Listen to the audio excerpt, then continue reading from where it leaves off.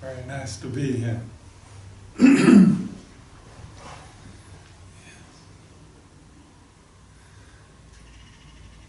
This morning we all sang Namo Tassa. Namo Tassa Bhagavato Arahato Sama Sambuddhassa.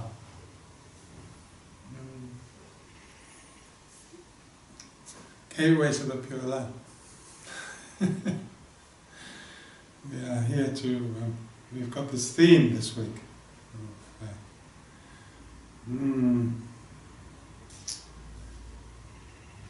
Speedily arriving at the door to the Pure Land, the gate to the Pure Land. How to be at the gate to the Pure Land. To which the simple answer is to take refuge. So, Namo Tassa. Very simple. Doesn't require much.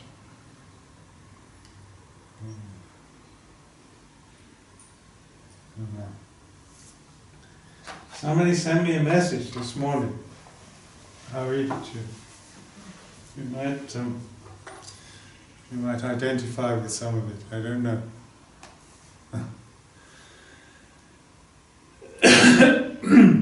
This person said, I observed that, as a child, I had faith. A sense of some core strength that came from somewhere that wasn't me personally. Over time, this sense got eroded by various life experiences.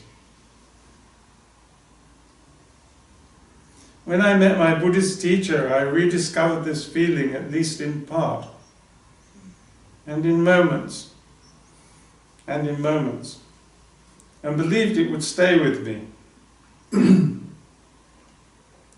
Life events and circumstances have not been kind. I can barely connect to it anymore. I find myself full of doubt about even the slight resonance that remains.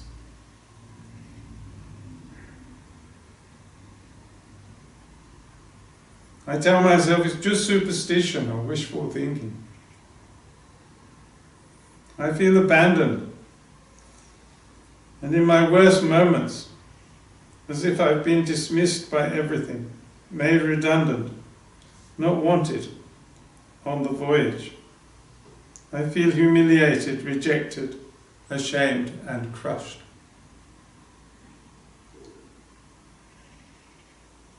I think there is a kind of broken anger there too, that feels it has no right to exist.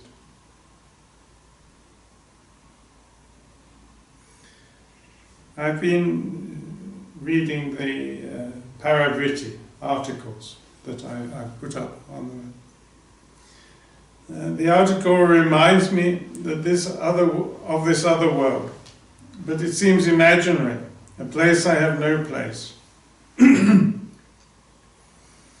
When I met you, I saw that internal experience embodied. I was drawn to you because of that. Even though I didn't know it consciously, I just recognized it in you. I wrote back, yes, I imagine the anger is somehow blocking the faith. The anger is a reaction to the unkindness of life. We live in the midst of impermanence. Of course, that is precisely why we need the faith. And why we seem to have been equipped with it from an early age. At that early age we were helpless, and without such faith would not have survived. At that age, anger and faith coexist. You know how a little child can be very angry, but still they have faith. So anyway, this came this morning. And maybe you can see something in it. Maybe identify with some parts of it. You see, I've pondered that in the classic texts that we read, they often talk about the different ages or stages of the Dhamma. And if you think about this, then in a certain way there was like a first stage or first age of the Dhamma, when Shakyamuni was there. And people met him. And people were enlightened, people found nirvana through their meeting with the Buddha, who embodied that spirit and was there, tangibly before them. And that tangible presence is why we, in Buddhism, there has been this interest in relics, because people like the evidence that there was a tangible presence once. So that was a kind of first stage, a stage of direct inspiration, encounter, when people, many people became illuminated, liberated through a direct encounter with the Buddha himself, or with his disciples, because it sort of ripples out, you know.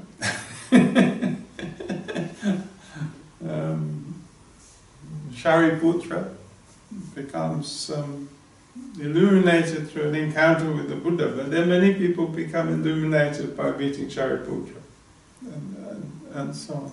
You see. Of course, everybody hoped that Shariputra would become the Buddha's successor, but in fact he died just before the Buddha did, 3 months before the Buddha died. So that didn't happen. And actually the Buddha left no successor. But various lineages nonetheless exist. So then we move into a kind of second stage, where people could get enlightened by what we now call self-power practices, by doing what Buddha did.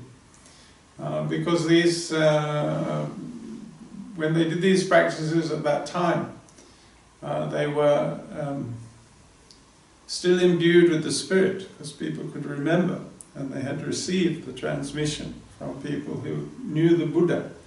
So it wasn't like just doing a technical procedure to get a technical result. I've told the story sometimes of there was a school in New York, in Harlem. Some of you may have heard this story before, where nobody from this school, it's a very poor area, you know, nobody from this school ever got to university or to college or passed lots of exams. But one person who was a graduate of this school made good. He was a black man in New York who started a business, and it was successful, and then he made piles of money, and so in American terms he was a great success. And so one day the school invited him to give an address to the all the assembled pupils in the school.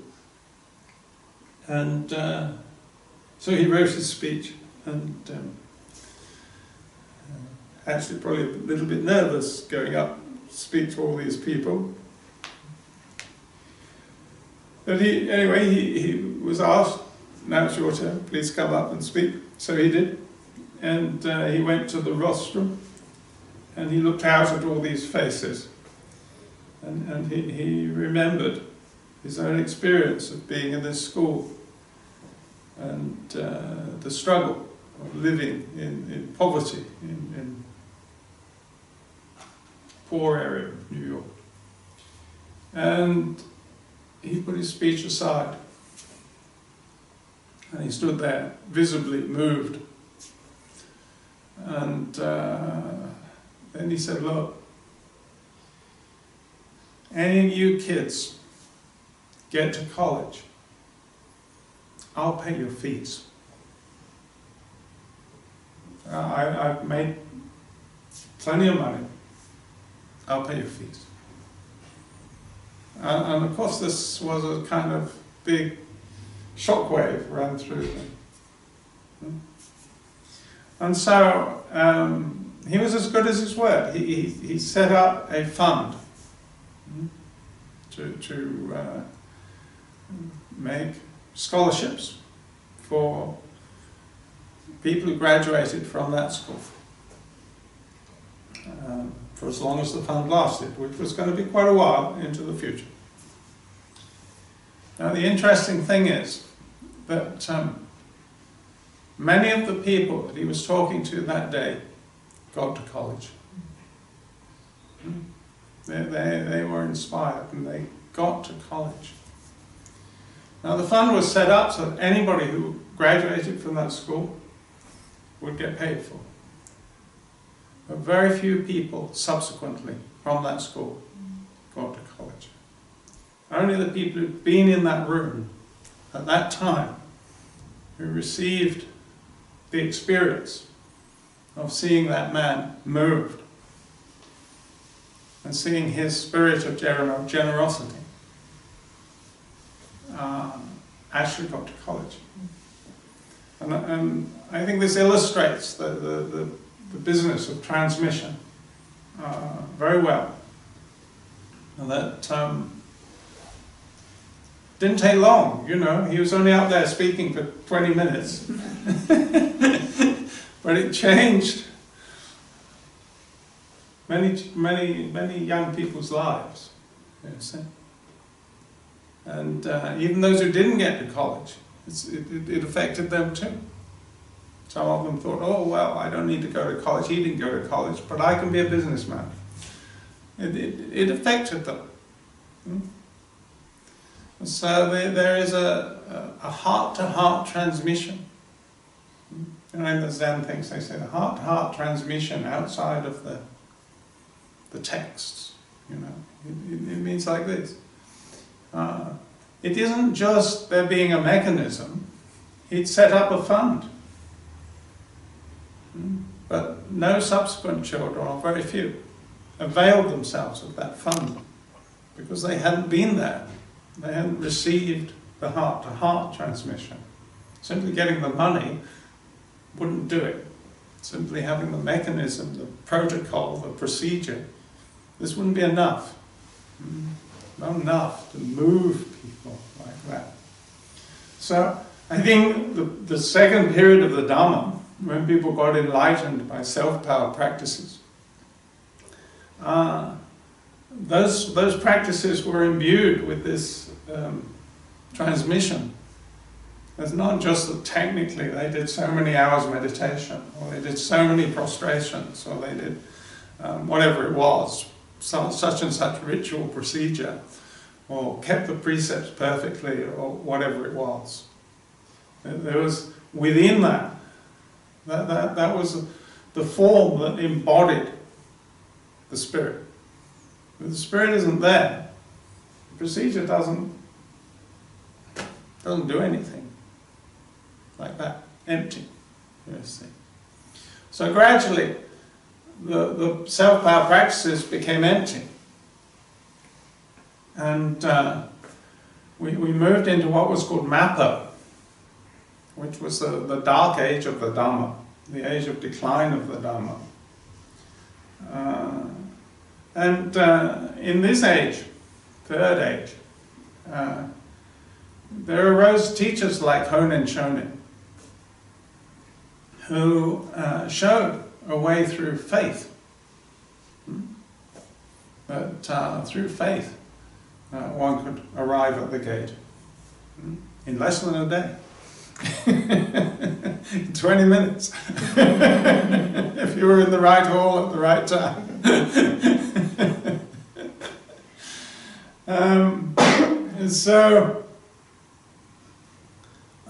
In its time, this was a great success. Honen had innumerable followers in his own day. He set up a school of Buddhism, Jodan, and in subsequent generations, other schools blossomed off it. Ji Shu and Jodo Shinshu and so on and so on. And it spread like wildfire. It's very popular. It's all over Japan. And other teachers earlier, Shandao in China and so on, they had this same effect. So this was like third age of the Dhamma, known as the dark age, Mappo. Yeah. So what about us? We're in Post-Mappo.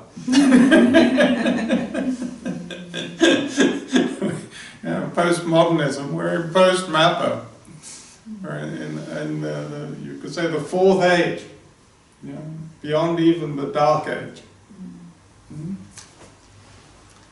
When it seems that it's almost impossible even for people to have faith.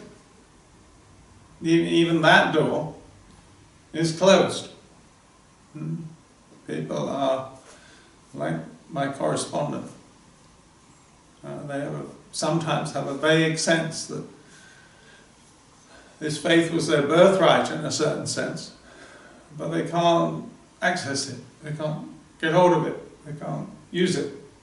It's blocked. Some of this you can put down to the nature of our society, the nature of our education, our particular, rather peculiar sense of rationalism, and so on, which makes us doubtful, makes us cynical, makes us sophisticated in a certain way, because life is terribly complicated.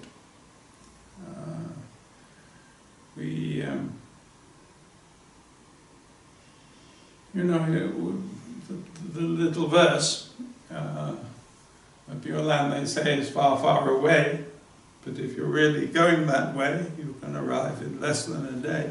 This is based on a little song that was sung by Kuya, who was a hijiri, and Kuya wandered from place to place in Japan, went all over Japan, right up to the north,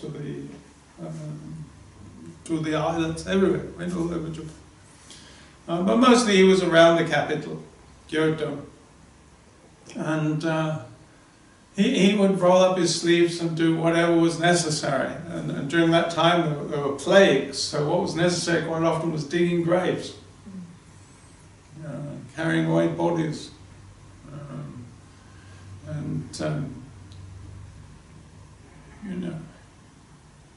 Now, in those days they didn't have television. And there weren't so many people. Kuya would wander from place to place. If you wandered into a village, you'd be noticed. Everyone wanted to know, who's the stranger? What's he all about? Why is he here? What's he got to offer? What can he do? And so, as well as helping them build a bridge or mend the road or whatever, Kuya would sing. And he would sing the Nembutsu. And he would dance the Nembutsu. Odori Nembutsu. Honorable dance Nembutsu. But if you wander into a town nowadays, nobody knows you. I go to hundreds of towns. I'm completely invisible. I can walk into the main square. I'd have to do something really dramatic to get noticed. And if I did that, they'd lock me up.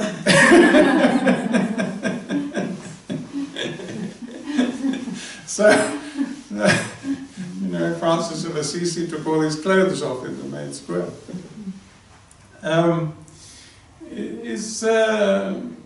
So we live in a mass society, which is very complicated, but it's also alienating. Everybody is alone. There's a certain sort of loneliness. So people, when they get something, they cling to it. It's sort of, and of course we have this kind of romantic ideal that everybody will find at least one other person that will make their life complete, and so on, which feeds on the fact that everybody actually feels so alone, so alienated, so cut off. Like what did the person say? Like, I don't have a place on the voyage. There's no place for me on the boat, like that.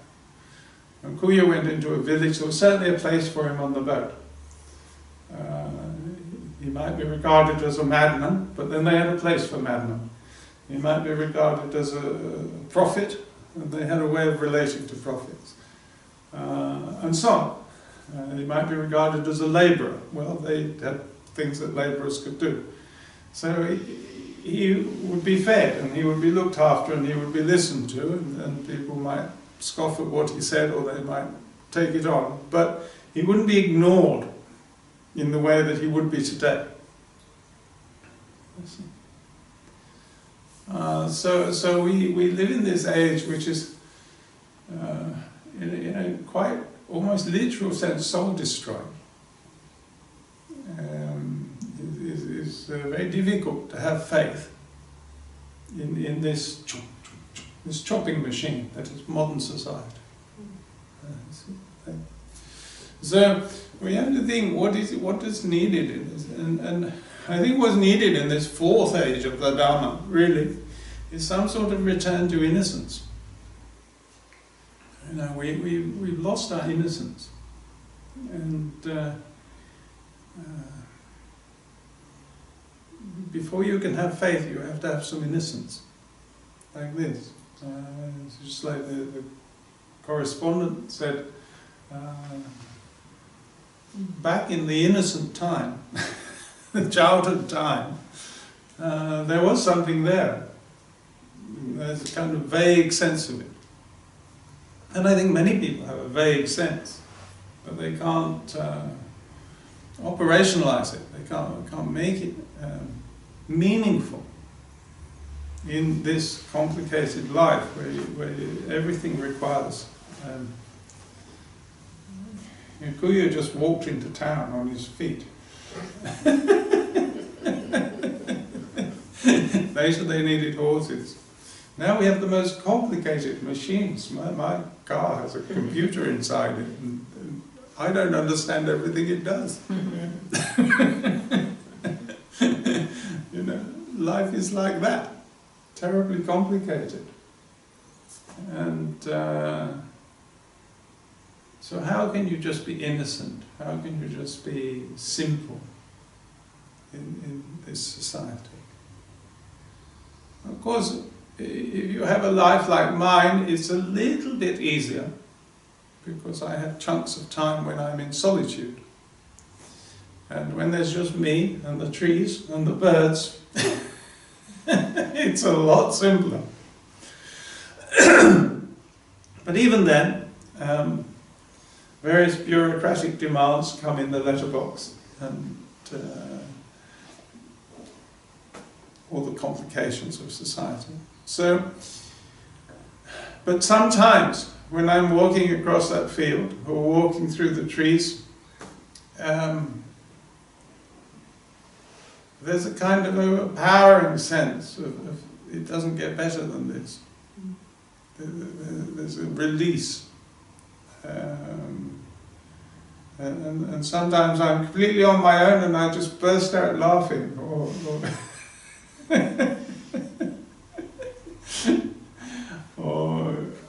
there's a temptation to be like a small child, which I indulge.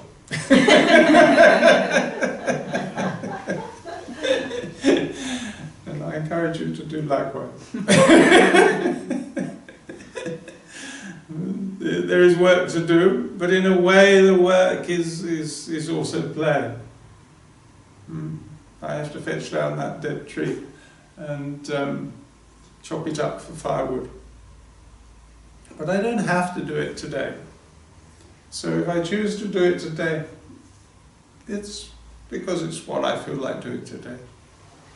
Just like a child. Oh, let's chop down that tree.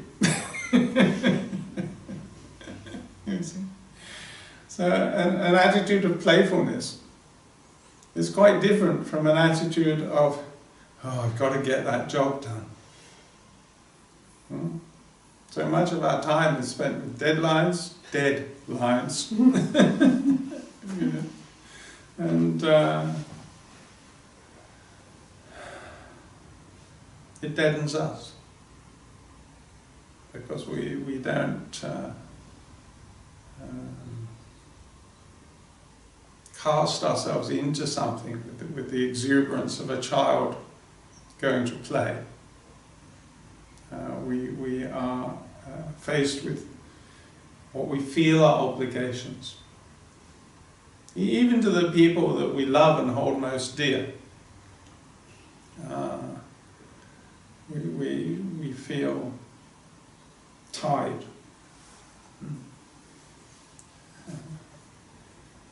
And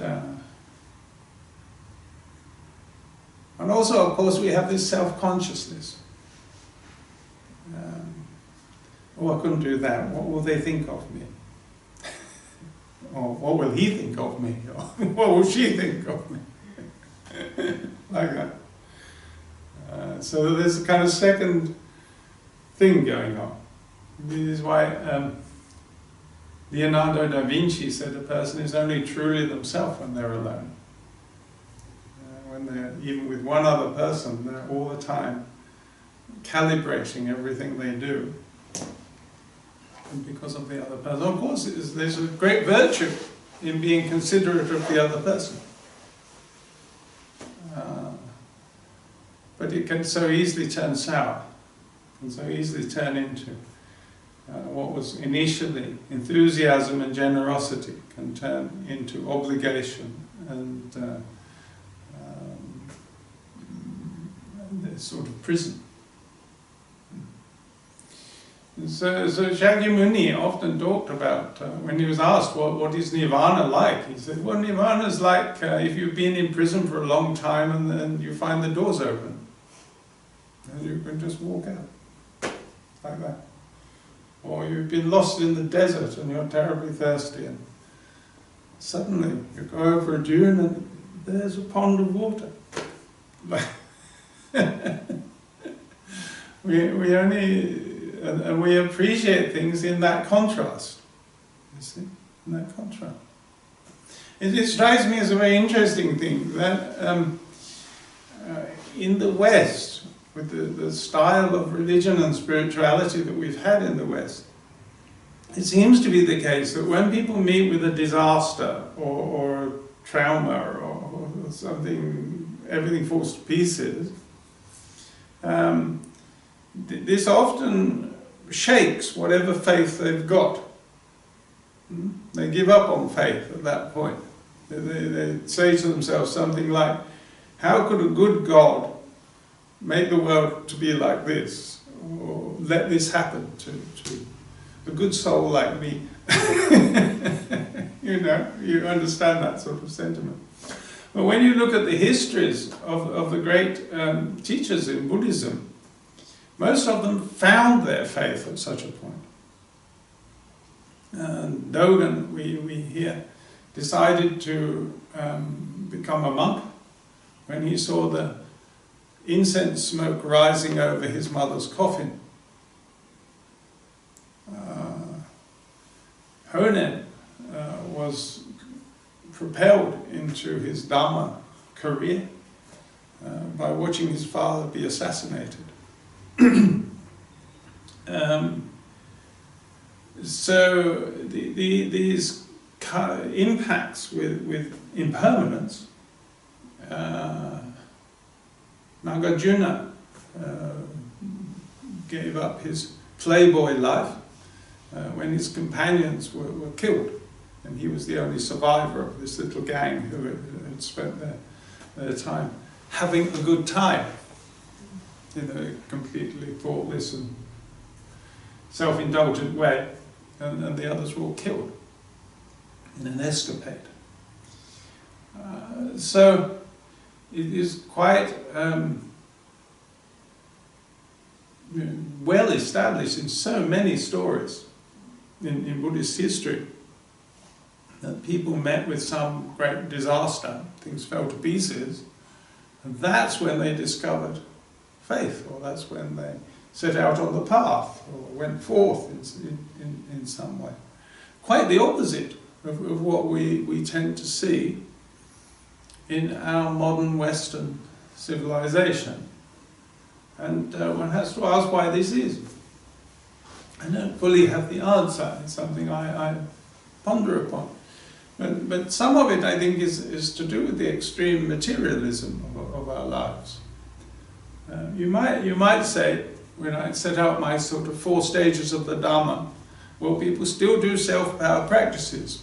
Well, they do, but they don't do them for the sake of enlightenment. They don't do them for the sake of nirvana, for the most part, in my observation. They do them for worldly gain, or for self-enhancement. They do mindfulness or meditation or whatever, really with a view to something worldly. So our sights are all set on worldly success. And so when this doesn't happen, if we still had any vestige of belief in God, it's his fault. You see, like that. Whereas in Buddhism, where there isn't this same sense of an all-powerful God, but just the working of the universe, and in that sense Buddhism is more existential. We find ourselves here in the midst of this karmic wilderness. When impermanence strikes, this galvanizes people. They think, oh goodness, yes, I can't just go on the way I have been. I have to do something. And this leads them to a change of heart, a new path. They might be the wrong path.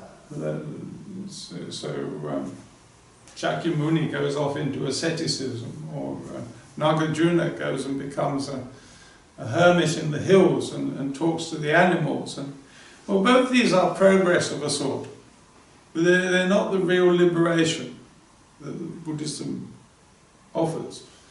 But they're, for those particular people, those particular careers, they were, when you look back, you could say this was a necessary stage, stepping stone on the way. And eventually his teacher, Pasva, comes and digs Nagarjuna out from his hermitage. And says, there's more as possible. I teach you to be a proper monk, he said. And of course Nagarjuna went on to become one of the greatest philosophers of Buddhist history. That's how we think of him, but probably at the time he was thought of more as an exemplary monk. Many of his writings are about conduct, personal conduct. But we modern sophisticated people appreciate the philosophical subtleties, you see, that we can pore over and not understand at all, but pretend to our friends that we do, so that our status is elevated in the but it's still an attachment to a worldly, even what we think of as being spiritual is often actually quite contaminated with worldly ambition. So, when is it not? Well, when we return to some sort of innocence. So this is my sort of prescription for this morning. Finding ourselves in the fourth age of the Dharma, as I'll call it, the Post-Mappo. We need somehow to find our way back to some of that innocence. We see this innocence in children. Some of you children. You see this innocence in children. But the child lacks the know-how. And the parent often has to be the supplier of know-how, which the child finds unwelcome. The child has a natural impulse to do such, and the parent can see this is not a very good idea. And so there is then conflict. And we have many of these conflicts. And if you think about it, the lives of children now are, certainly in our society, are more circumscribed than they even were in my youth. When I was a child, my mother would say in the morning, "Go on and play." I'd disappear for the whole day. I'd be roaming over the hills, playing in the trees. Parents don't allow their children to do this anymore. The children, I would walk 3 miles to school. Nowadays you're taken in a car, you're passed from one adult to another adult. Everything has a fence around it. Even if you go out to play, there's a playground fence around it. And so the scope even to be a child in the kind of original natural sense has been reduced. The socialization process has become more intense, more concentrated, more heavy. More heavy. I think that's a good way of thinking about it. Everything in a sense has become more serious. Innocence is a lightness. We talk about enlightenment. Enlightenment doesn't just mean light, like from the sun. It also means to lighten up. Less heavy. Somehow we have to recover innocence. We have to lighten up. We have to be able to play, to let ourselves go, to just throw the ball without thinking. Now, is anybody watching? Like this, and am I doing it properly? And what will my score be? We have to not worry about the score. Amita. No score. Amita means no score. No measure. Like this. So, self-consciousness is the enemy of innocence. And of course we inculcate this in our children because we want them to be successes in a worldly sense. And a certain amount of that is necessary, they have to learn that. But in the process something is lost.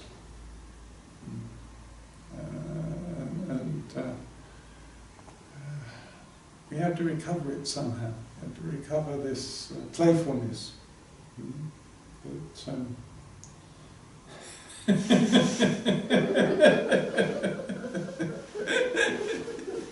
So that everything becomes, work becomes a game. The things that we do are no longer chores, they're no longer burdensome, they're fun. It's like that. Life should be fun. The Dharma is fun.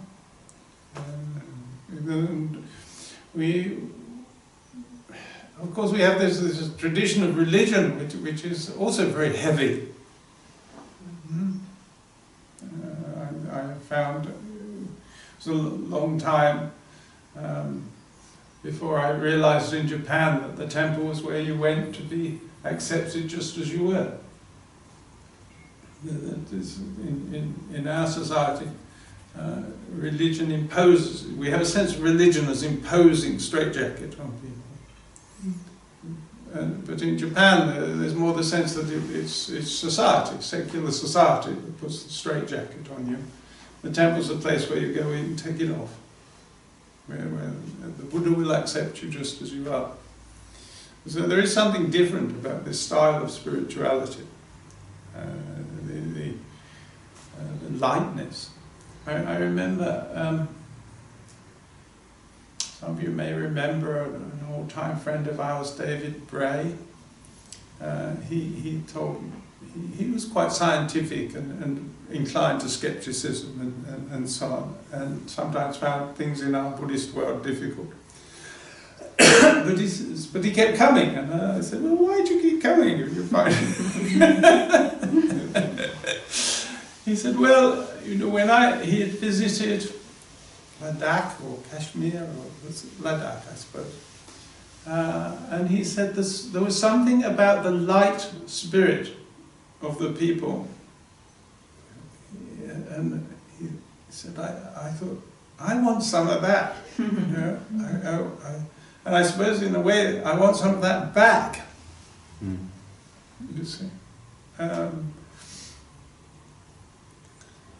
Because everything's become too serious, become too heavy. And in that process, something has been lost. And I think one of the difficulties we have being Buddhists in the Western world is that the tradition in the Western world of religion is heavy. It's a pressure upon people to conform, to always be good,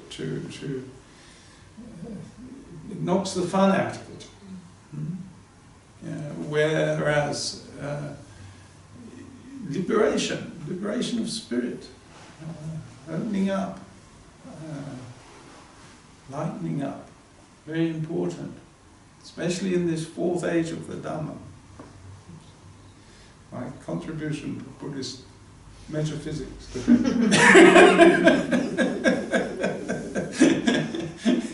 in the Post-Mappo.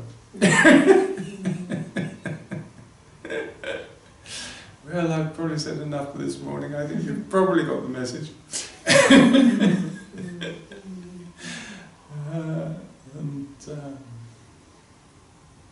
We'll see where we go from there. Namo Amida Bro. Thank you very much. Thank you very much.